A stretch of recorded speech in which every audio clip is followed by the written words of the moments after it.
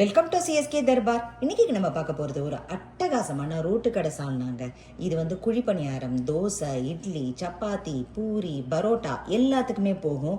ரொம்ப அருமையாகவும் இருக்கும். சால்னா இல்லாமல் ஒரு பரோட்டாவா இன்னைக்கு எப்படி செய்யலான்னு பார்க்கலாம் வாங்க.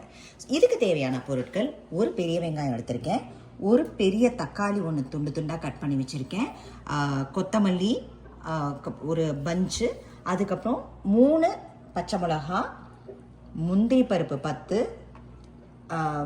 தனியாக சோம்பும் கசகசாவும் எடுத்து வச்சுருக்கேன், ஒரு கைப்பிடி புதினா, ஆயில் அதுக்கு தேவையானதுக்கு, அப்புறம் மசாலா சாமான் தாளிக்கிறதுக்கு பட்டை, கிராம்பு, சோம்பு, ஏலக்காய் இதெல்லாம் வச்சுருக்கேன், தேங்காய் ஒரு 1/4 மூடி, அப்புறம் ஜிஞ்சர் கார்லிக் இடித்து வச்சுருக்கேன். இதை தவிர மஞ்சத்தூள், மிளகாய்த்தூள், தனஜீரா, கரம் மசாலா, பெருங்காயம், உப்பு, இவ்வளவு தாங்க. அட்டகாசமான சால்னா பண்ணிடலாம். எப்படி செய்யலாம் பார்க்கலாம் வாங்க.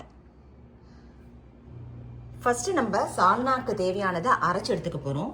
தேங்காய், 10 முந்திரி பருப்பு, அப்புறம் சோம்பும் கசகசாவும், இதை நல்லா மைய அரைச்சி எடுத்துக்க போகிறோம். இப்போ நல்லா அரைச்சி எடுத்துக்கிட்டோம் மைய. இப்போ நம்ம எப்படி செய்யறதுன்னு பார்க்கலாம். இது எய்தர் நம்ம வந்து குக்கர்லேயே டைரெக்டாக ஏற்றிடலாம். நான் இப்போ வந்து இன்ஸ்டா பாட்டில் ஏற்றிக்க போகிறேன். ஸ்ட்ரைட்டாக ஒரே பாட்டாக ஆகிடும். ஸோ இதுக்கு வந்து ப்ரெஷர் குக் அப்படிங்கிற ஆப்ஷன் சூஸ் பண்ணி ஸ்டார்ட் பண்ணிக்கிறேன். ஃபஸ்ட்டு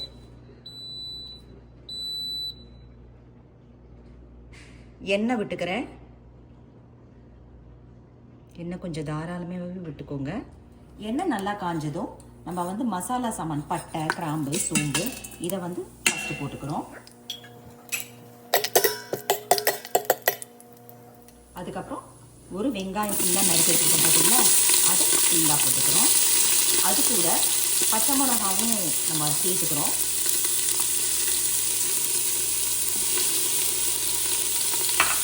நல்லா வதக்கி விட்டுக்கோங்க.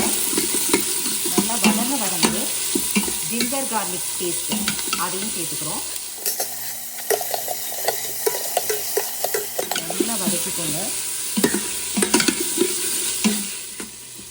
நல்லா பொன்னிறமாக வதங்கினதுக்கப்புறம் ஒரு தக்காளி, பெரிய தக்காளி நான் நறுக்கி வச்சுருக்கேன், அதை அப்படியே ஃபுல்லாக வதக்கிக்கிறோம்.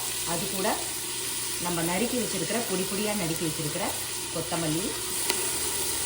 இதுக்கு ரொம்ப முக்கியம் சால்னாக்கு வந்து புதினா போட்டால் தான் அந்த டேஸ்ட் வரும். கட்டாயமாக புதினா வேணும், அப்போ தான் சால்னா நல்லாயிருக்கும். புதினாவையும் சேர்த்து நல்லா வதக்கிட்டு நல்லா வதங்கிடுச்சு. ஒரு ஃபுல் டீஸ்பூன் வந்து பெரிய டீஸ்பூனில் கரம் மசாலா,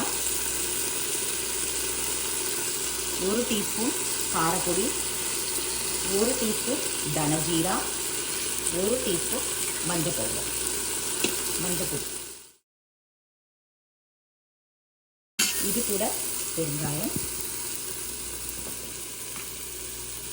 உப்பு தேவையான அளவு.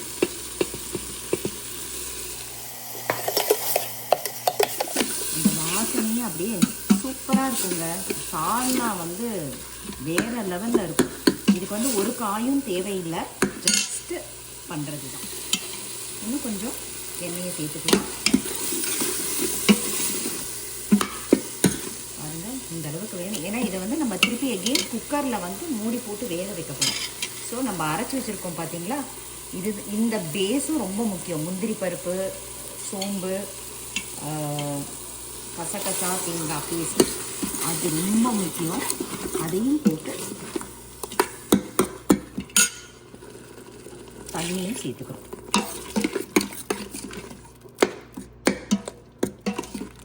இன்னும் கூட கொஞ்சம் தண்ணி சேர்த்துக்கலாம்.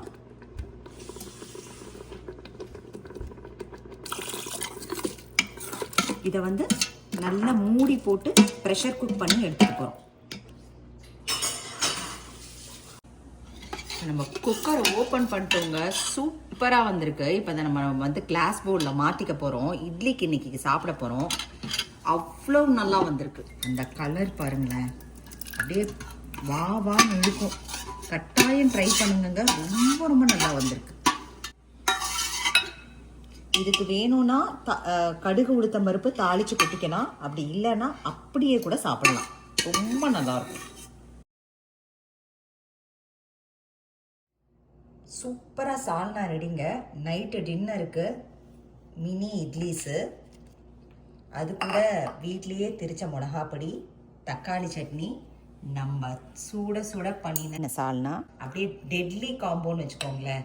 இது குழிப்பணியாரம், சப்பாத்தி, பூரி அப்படி மேலாப்படி அப்படி ஊற்றி அப்படி சாப்பிட்டோன்னு வச்சுக்கோங்களேன், வேறு லெவலில் இருக்கும். கட்டாயம் மஸ்ட் ட்ரை.